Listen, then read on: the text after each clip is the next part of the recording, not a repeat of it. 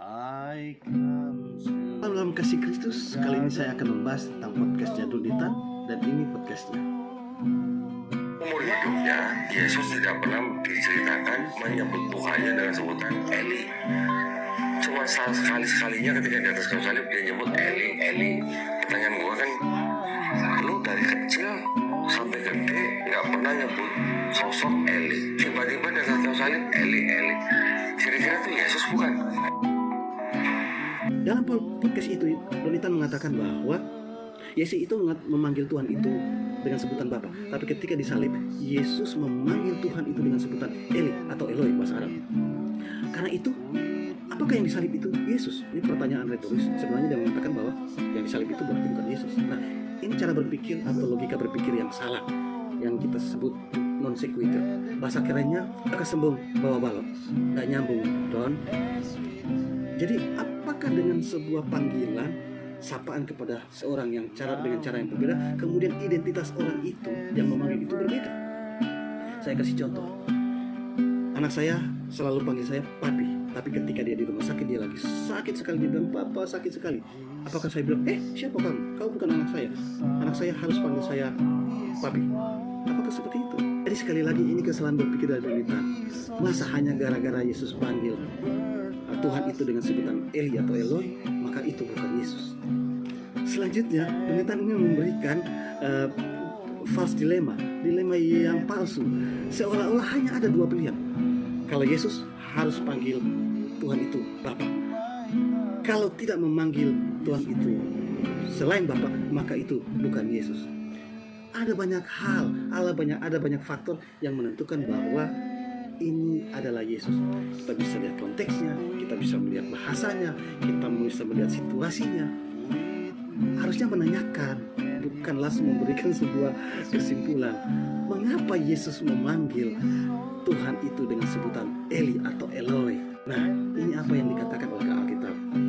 Sebutan Bapa kepada Allah, Adonai atau Eli atau Eloi kepada Tuhan, itu hal yang biasa dalam kehidupan orang Yahudi, karena mereka umat Tuhan, kesayangan Tuhan atau segulah Yahweh, dan mereka disebut anak-anak Allah.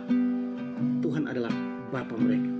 Dan ketika Yesus mengajarkan memanggil Tuhan itu dengan Bapa, tidak ada yang protes, tidak ada masalah. Mau panggil Bapa, Eli atau Adonai, terserah.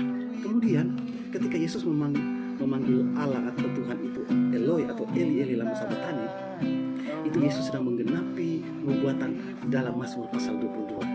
Dia menggenapi Mesias itu harus menderita karena semua dosa diimputasikan, ditaruh di Yesus, dan kebenaran Kristus ditaruh kepada umat manusia. Penderitaan itu adalah terpisah dari Bapa.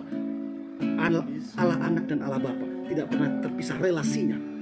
Namun ketika Yesus menanggung dosa manusia di salib, Bapa berpaling muka Bapa terpisah dari Sang Anak. Dan ini menunjukkan solidaritas Yesus pada kita manusia. Dia menanggung semua dosa kita. Betapa ganasnya, betapa luar biasanya penderitaan manusia kalau terpisah dari Bapa, dan Yesus mengalami itu untuk kita. Kemudian Donitan mengatakan bahwa di dalam Injil tidak ada itu Yesus menyebutkan Tuhan itu dengan sebutan Eli atau Eloi.